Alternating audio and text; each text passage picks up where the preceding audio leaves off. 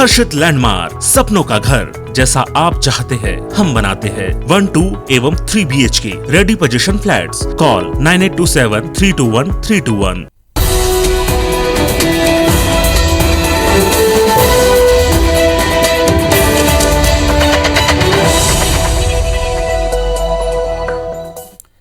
नमस्कार, आप देख रहे हैं IBC 24। मैं हूं आपके साथ विजय कुमार पंड्या। रात 10 बजे के इस बुलेटिन में सबसे पहले बात यूपी के बनारस की करेंगे, जहां यूपी के बनारस में कांग्रेस ने किसान न्याय रैली की है, जिसमें कांग्रेस महासचिव प्रियंका गांधी और छत्तीसगढ़ के CM भूपेश बघेल ने यूपी की योगी सरकार और केंद्र की मोदी सरकार पर जमकर हमला बोला है। प्रियंका गांधी ने लखीमपुर खीरी की घटना को लेकर यूपी की बीजेपी सरकार पर केंद्रीय गृह राज्य मंत्री और उनके बेटे को बचाने का आरोप लगाया। वहीं CM भूपेश बघेल ने बीजेपी सरकार की तुलना अंग्रेजों से की। CM भूपेश ने यूपी के CM योगी आदित्यनाथ को डरपोक बताया। CM भूपेश ने कहा कि बीजेपी केवल जुमलेबाजी की सरकार है, जुमलेबाजी करती है, किसानों के हित में कोई काम नहीं करती। बीजेपी केवल धर्म के नाम से लड़ाना जानती है, गौ माता के नाम पर वोट मांगती है, लेकिन गौ सेवा नहीं करती। CM भूपेश ने छत्तीसगढ़ में धान के 2500 रुपए देने समेत यहाँ की योजनाओं का भी बखान किया। इधर बीजेपी सरकार की तुलना अंग्रेजों से करने पर बीजेपी ने CM भूपेश पर पलटवार किया है। बीजेपी सांसद अरुण साहब ने कहा कि इस प्रकार की बातें एक मुख्यमंत्री के मुंह।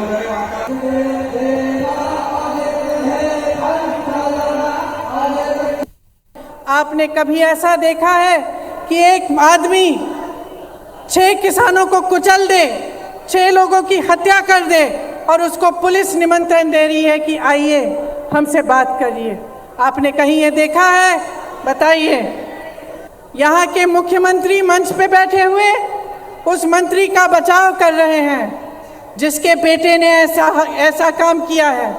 ये लोग केवल जुमलेबाजी करते हैं, किसानों के हित नहीं करते। हम रोड़ा लगाया गया कि आप यदि समर्थन मूल्य से 1 रुपया भी ज्यादा देंगे तो आपका चावल नहीं खरीदा जाएगा। हमने अभी 9,000 रुपया प्रति एकड़ 22 लाख किसानों को हम दे रहे हैं। 2500 से ज्यादा 2540 रुपये प्रति क्विंटल पड़ रहा है। और कवर्धा में 5 अक्टूबर से कर्फ्यू के बाद जिला प्रशासन ने लोगों को तय समय पर आने जाने और व्यापार करने की छूट दी है। सोमवार यानी कि कल सुबह 9 बजे से दोपहर 3 बजे तक दुकानों को खोलने का समय तय किया गया है। 4 घंटे की छूट को बढ़ाकर अब 6 घंटे किया जा रहा है। साथ ही सोमवार से सभी स्कूल, कॉलेज समेत शासकीय कार्यालयों में भी काम होगा, इसमें बैंक भी शामिल है। वहीं नवरात्र को देखते हुए शहरवासियों को शाम 5 से 7 बजे तक अलग से शहर में जरूरी काम करने के लिए घर से निकलने की राहत दी गई है। स्कूल खोलने के साथ ही स्कूली बच्चों में भाईचारे की भावना बढ़ाना, स्लोगन लिखना प्रतियोगिता, निबंध प्रतियोगिता समेत कई तरह के आयोजन स्कूलों में कराए जाएंगे।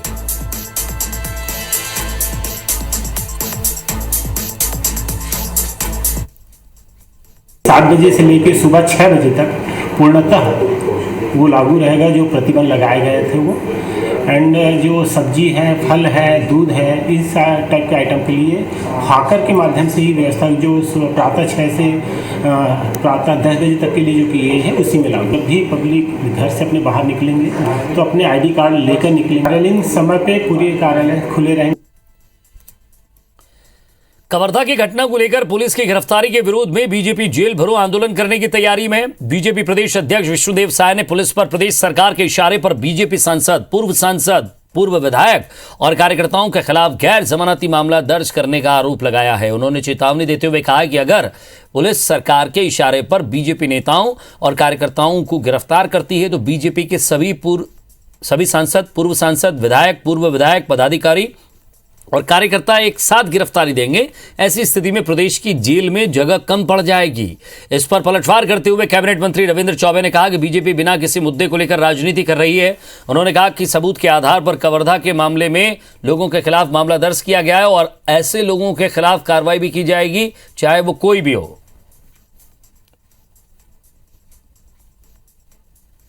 अपने लोगों को प्रताड़ित करने का काम ये सरकार कर रही है। झूठा उनके ऊपर में धाराएं लग रही हैं और हमारा आग्रह होगा इस सरकार से कि निष्पक्ष होके इस पूरे घटनाक्रम का एक न्यायिक जांच हो ताकि दूध का दूध और पानी का पानी हो। मुद्दा विहीन भारतीय जनता पार्टी केवल धर्मांतरण और सांप्रदायिक मुद्दे को लेकर के चुनाव मैदान में जाने की तैयारी कर रही है। कवर्धा में जिस तरीके से सांप्रदायिक रूप देने की कोशिश किया गया और जिनके भी हाथ उसमें दिखाई दे रहे हैं उनके खिलाफ सरकार सख्त से सख्त कार्रवाई करेगी। कवर्धा मामले पर राजनीति जारी है। आज पूर्व मुख्यमंत्री डॉक्टर रमन सिंह कवर्धा पहुंचे, जहां उन्होंने पुलिस लाठीचार्ज में घायल कार्यकर्ताओं से मुलाकात की। डॉक्टर रमन सिंह ने पुलिस को घेरते हुए तत्काल कार्रवाई नहीं करने का आरोप लगाया। उन्होंने कहा कि हमारे कार्यकर्ताओं के साथ मारपीट के 48 घंटे बाद भी एफआईआर दर्ज नहीं की गई। पुलिस तत्काल कार्रवाई करती तो आज ये हालात नहीं बनते। रमन सिंह ने अफसरों को चेतावनी देते हुए कहा कि 2 साल भी बीत जाएंगे, जो अधिकारी गलत कर रहे हैं सबसे हिसाब लिया जाएगा। पूर्व सीएम रमन सिंह ने कांग्रेस पर भी राजनीति करने का आरोप लगाया। इधर राजनांदगांव सांसद संतोष पांडे ने पुलिस की कार्रवाई पर सवाल खड़ा किया। उन्होंने दर्ज की गई एफआईआर, आपत्तिजनक सामान बरामद किए गए सामान की निष्पक्ष जांच की मांग की, जबकि गृहमंत्री ताम्रध्वज साहू ने पलटवार करते हुए कहा कि पूर्व सीएम रमन सिंह स्पष्ट करें कि जिन पर एफआईआर हुई है उनकी उम्र 18 से अधिक है या कम है। गृहमंत्री ने यह भी आरोप लगाया कि बीजेपी और आरएसएस के लोगों ने बाहर के लोगों को बुलाकर घटना को अंजाम दिया है। गृहमंत्री ने पूरी घटना को लेकर इंटेलिजेंस के फेलियर को नकारा है। एफआईआर एक नहीं, 2 नहीं, 3 एफआईआर एक व्यक्ति के खिलाफ। दुबला पतला एक लड़का जो 30 लोगों से घिरा है, वो क्या इतनी बड़ी कार्रवाई कर देगी? उनके 3 एफआईआर उनके खिलाफ करें। मैं पूछना चाहता हूं कि 3 से 6 तारीख तक सीसीटीवी फुटेज जो थाना की सभी कैमरे की है उसको निकाली जाए, उसमें देखा जाए कौन कौन लोग आए गए, क्या क्या सामग्री अंदर रखी गई, किसकी जब्त की गई, पता चल जाएगा। एक छोटी सी घटना, एक झंडा लगाना, फिर 1-2 व्यक्ति का विवाद को ऐसा रूप कवर्धा वालों ने नहीं दिया है। भारतीय जनता पार्टी आरएसएस ने बाहर से आदमी ला के ये रूप बनाया है। तो उसमें निर्देश दे दिया है कि सीसीटीवी कैमरा में, मीडिया में या वहाँ पे मोबाइल में खींचे रहते हैं वो सब कलेक्ट करो और जो आदमी है सब को लेकर कार्रवाई करो। उनको पूछो कि कवर्धा के बाहर के लोग कैसे आए। छत्तीसगढ़ सरकार नवंबर से धान खरीदी की शुरुआत करने जा रही है। राज्य सरकार ने धान खरीदी से संबंधित निर्देश कलेक्टर को जारी कर दिए हैं। धान खरीदी पर गठित मंत्रिमंडलीय उप समिति की बैठक भी जल्द होगी। बारदाना के लिए केंद्र सरकार के जूट कमिश्नर से स्वीकृति मिल गई है, वहीं मार्केट से भी बारदानों की खरीदी हो रही है। धान खरीदी केंद्रों से समय पर धान का उठाव, कस्टम मिलिंग के निर्देश जारी किए जाएंगे। किसानों को धान बेचने के लिए टोकन की प्रक्रिया को भी आसान किया जा रहा है। सरकार ने 1 करोड़ 5 लाख टन धान खरीदी का लक्ष्य रखा है। इस खरीदी के लिए सरकार विभिन्न बैंकों से कर्ज भी लेगी। दूसरी ओर धान खरीदी से पहले कांग्रेस और भाजपा के बीच आरोप प्रत्यारोप का दौर शुरू हो गया। और भी जो पुराने इनके जो उठाव है वो पूरा हुआ नहीं है। इस तरीके से पूरी व्यवस्था चरमरा जाती। कभी हमेशा प्रेस में रहते हैं, कभी इस पार करना है, उस पार करना है, ये तय नहीं कर पाते। प्रदेश की कांग्रेस सरकार कहीं न कहीं किसानों के साथ छलावा कर रही है। बारदाने के बारे में भी पूरी प्रारंभिक तैयारियां हो चुकी है और धनराशि के बारे में भी जिस प्रकार की प्रक्रिया है कि मार्केट अलग अलग स्थानों से वित्तीय साधन जुटाती है, तो वो सारी कार्रवाइयां चल रही है। मध्य प्रदेश में उपचुनाव को लेकर बीजेपी चुनाव प्रबंधन समिति की अहम बैठक हुई है, जिसमें यह तय हुआ है कि 15 अक्टूबर से बीजेपी के स्टार प्रचारक चुनाव क्षेत्रों में प्रचार करेंगे। बैठक में स्टार प्रचारकों के प्रचार अभियान को लेकर रणनीति बनाई गई है। इसके साथ ही विजयादशमी के दिन बीजेपी के स्टार प्रचारक विजय पर्व मनाएंगे और विजय पताका फहराएंगे। इस दिन बीजेपी के सभी कार्यकर्ता अपने घरों में पार्टी का झंडा लगाकर उपचुनाव में विजय होने का संकल्प लेंगे। इस दिन सीएम शिवराज सिंह चौहान और बीजेपी प्रदेश अध्यक्ष वी डी शर्मा से लेकर बूथ कार्यकर्ताओं के घर दियों की रोशनी से जगमगाएंगे। प्रचारकों के दौरे भी 15 तारीख से प्रारंभ होंगे। 15 तारीख को विजय संकल्प ध्वज लगाने का कार्यक्रम है, जिसमें माननीय मुख्यमंत्री जी, माननीय अध्यक्ष जी जाएंगे। उस कार्यक्रम में हम लोग और कोशिश करेंगे कि हमारे केंद्रीय जो राज्य के नेता हैं वो भी समय अगर देंगे तो उनको भी हम जोड़ेंगे और बाकी 15 के बाद सब लोग आएंगे। और खंडवा लोकसभा उपचुनाव को लेकर जमकर सियासत हो रही है। इसी बीच खंडवा लोकसभा सीट से चुनाव लड़ने से मना कर चुके पूर्व केंद्रीय मंत्री अरुण यादव को बीजेपी ने एक बार फिर ऑफर दिया है। नगरीय विकास एवं आवास मंत्री भूपेंद्र सिंह ने कहा है कि अरुण के साथ कांग्रेस में लगातार अन्याय हो रहा है, इसलिए वो अब अपने राजनीतिक भविष्य को ध्यान में रखकर बीजेपी में आए, उनका राजनीतिक करियर अच्छा हो जाएगा। दरअसल बुरहानपुर में आयोजित एक सभा में अरुण यादव का बड़ा बयान सामने आया था। अरुण यादव ने कहा कि कांग्रेस ने उन्हें बहुत कुछ दिया, पार्टी उन्हें हर बार जो निर्देश देती है उसका वो पालन करते हैं। उन्होंने कहा कि हर बार वो फसल उगाते हैं, लेकिन इस फसल को काटकर कोई और ले जाता है।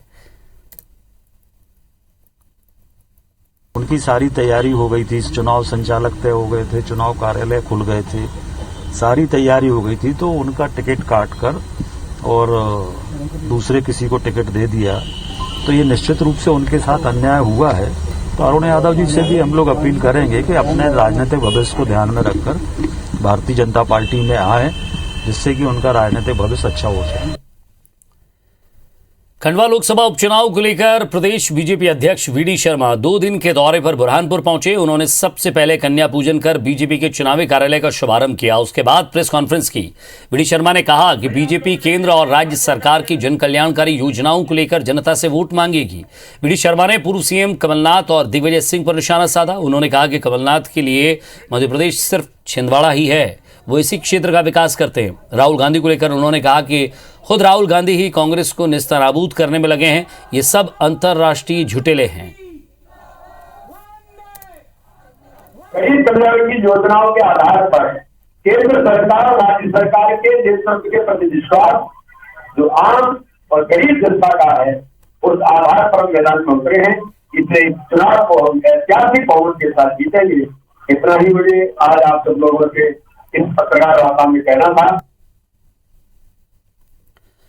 और गुना पहुंचे मध्य प्रदेश के ऊर्जा मंत्री प्रद्युम्न सिंह तोमर खराब सड़क देखकर नाराज हो गए। मंत्री बजरंगगढ़ में निजी कार्यक्रम में शामिल होने पहुंचे थे। इस दौरान सड़क की खस्ता हाल देखकर मंत्री ने गाड़ी रुकवाई और मौके पर गड्ढे देख उन्होंने अधिकारियों की जमकर क्लास ली। इसके बाद उन्होंने तुरंत सड़क का निरीक्षण कर गड्ढों को भरने और पेचवर्क करने के लिए अधिकारियों को निर्देश दिया।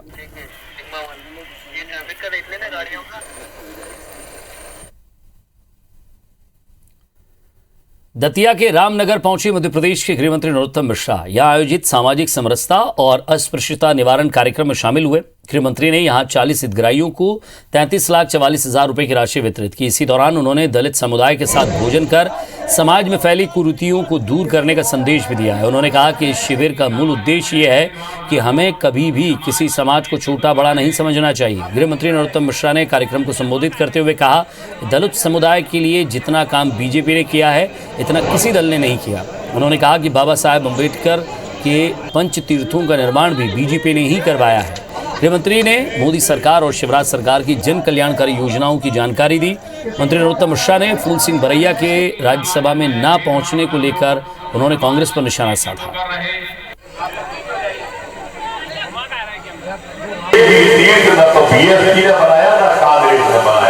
मध्य प्रदेश के अंदर मऊ बाबा साहब की जन्मस्थली तीर्थ घोषित किया तो भारतीय जनता पार्टी ने किया, किसी ने नहीं किया। और एक नजर बिग न्यूज पर।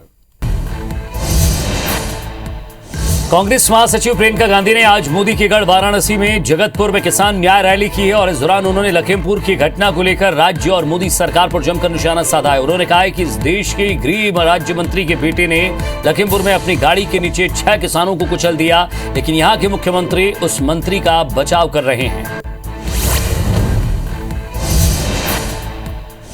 लखीमपुर खीरी हिंसा मामले में कांग्रेस पार्टी ने राष्ट्रपति रामनाथ कोविंद से मिलने का समय मांगा है। राष्ट्रपति कोविंद को लिखे पत्र में कहा गया है कि राहुल गांधी के नेतृत्व में पार्टी का 7 सदस्यीय प्रतिनिधिमंडल राष्ट्रपति से मिलना चाहता है और इस मुलाकात में कांग्रेस नेता राष्ट्रपति को लखीमपुर खीरी घटना से जुड़े फैक्ट साझा करेंगे। लखीमपुर खीरी हिंसा की जांच में पुलिस जुटी हुई है। वहीं आज पुलिस की टीम जांच करने के लिए घटनास्थल पर पहुंची और इस दौरान टीम ने सीसीटीवी को भी खंगाला। आपको बता दें कि इस मामले में केंद्रीय गृह राज्य मंत्री अजय मिश्रा के बेटे आशीष मिश्रा को अदालत ने 14 दिन की न्यायिक हिरासत में भेजा है।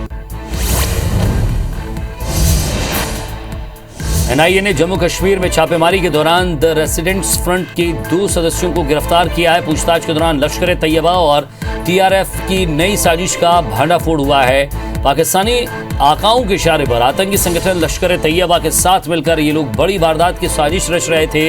इनका मकसद स्थानीय लोगों में भय फैलाना था। मोल्दो में भारत और चीन के बीच कोर कमांडर स्तर की 13वें दौर की वार्ता लगभग 8.5 घंटे तक चली। बैठक का उद्देश्य पूर्वी लद्दाख सेक्टर में सैन्य गतिविधियों पर चर्चा और उसका समाधान करना था।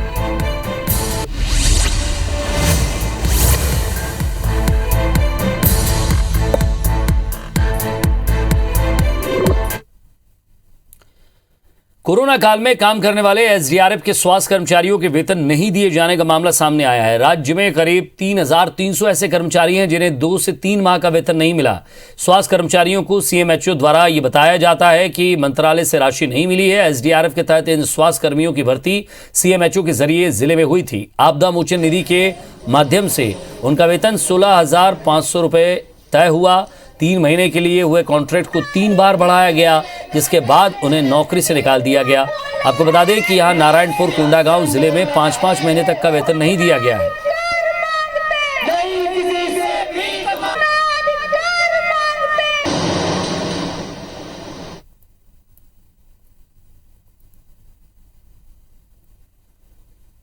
चौदह 15 तारीख को डलता था। इस मंथ मतलब आएगा बोले, फिर सीएमओ सर हम लोग बोले डल जाएगा तुम लोग का पेमेंट। फिर उसके बाद बोले सर आप लोग का आदेश आ गया है, आप लोग को काम से हटाया जा रहा है। बोले काम से तो निकाल दिया गया है पर सैलरी भी नहीं दे रहे हैं सर। बोलते हैं जब फंड आएगा तभी आप लोग को पैसा दिया जाएगा। क्योंकि दशहरा दिवाली का त्यौहार है, सारी दुनिया खुशी मना रहे हैं और ये लोग 50 दिन से अपने परिवार को छोड़ करके राजधानी में पानी में कीचड़ बरसात में बैठे हैं। इनका वेतन तत्काल भुगतान होना चाहिए और जब तक नहीं होगा वेतन देने वाले अधिकारी का वेतन दिवाली दशहरा में रुकना चाहिए। और छत्तीसगढ़ में आज 2 अलग अलग हादसों में 5 लोगों की मौत हो गई है, जबकि 7 लोग गंभीर रूप से घायल हो गए हैं। आपको दिखाते हैं कि हादसे की 2 तस्वीरें। पहला कार हादसा दुर्ग में हुआ, जिसमें 3 लोगों की मौके पर ही मौत हो गई। वहीं 7 लोग गंभीर रूप से घायल हो गए। 2 घायलों को रायपुर रेफर किया गया। बाकी 5 लोगों का इलाज दुर्ग जिला अस्पताल में चल रहा है। सुबह करीब 7 बजे रायपुर के रहने वाले 8 लोग कार से डोंगरगढ़ माता के दर्शन करने जा रहे थे। वापस लौटते समय भोगदा पुलिया से वाहन अनियंत्रित होकर करीब 25 फीट नीचे गिर गया। इस हादसे में कार में 3 लोगों की मौत हो गई। दूसरी तस्वीर दंतेवाड़ा की, जहां दर्दनाक सड़क हादसे में 2 युवकों की मौत हो गई।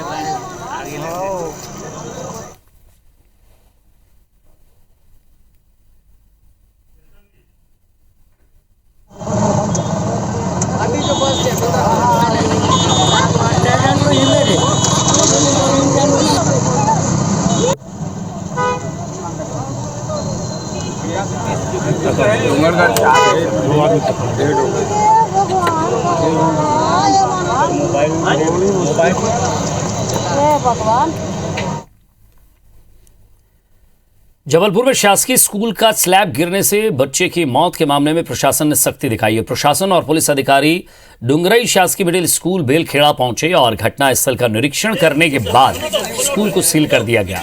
आपको बता दें कि 8 अक्टूबर को बेलखेड़ा में डुंगरई शासकीय मिडिल स्कूल में खिड़की का छज्जा गिर गया था। इस हादसे में 7वीं में पढ़ने वाले कार्तिक नाम के छात्र की मौत हो गई थी। जिस वक्त हादसा हुआ उस वक्त स्कूल में छात्रों के अलावा और कोई मौजूद नहीं था। दोपहर 12 बजे तक स्टाफ स्कूल नहीं पहुंचा था। क्लासरूम नहीं खुलने से बच्चे स्कूल परिसर में खेल रहे थे, तभी स्कूल की निर्माणाधीन बिल्डिंग से खिड़की का स्लैब नीचे गिर गया। इधर बेलखेड़ा पुलिस केस दर्ज कर मामले की जांच कर रही है।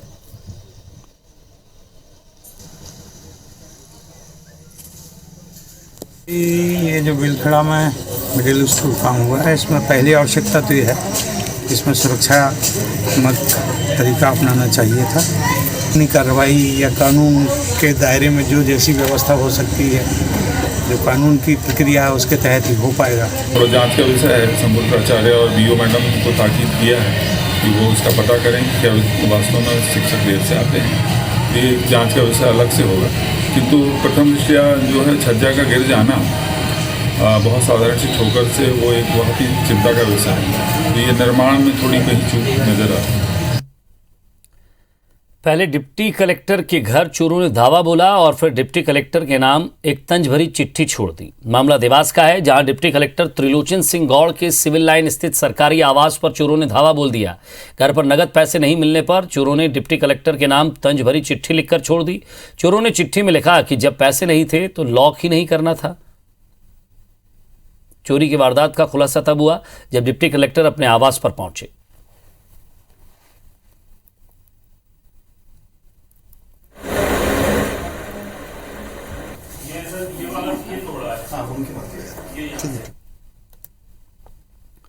शारदीय नवरात्रि की पंचमी पर बस्तर के महाराजा कमलचंद भंजदेव सपरिवार दंतेवाड़ा पहुंचे। मां दंतेश्वरी के दर्शन किए। मंदिर कमेटी के सदस्यों और पुजारियों ने उनका स्वागत किया। परंपरानुसार राज परिवार की ओर से बस्तर दशहरा पर्व में शामिल होने के लिए मां दंतेश्वरी को आमंत्रण दिया गया। महाराजा कमलचंद्र भंजदेव एवं राज परिवार के सदस्यों ने मंदिर के पुजारियों को विनय पत्रिका सौंपी। मंदिर के मुख्य पुजारी ने माता की डोली को विशेष पूजा अर्चना के बाद कई कपड़े से बनी मूर्ति को डोली में विराजित किया।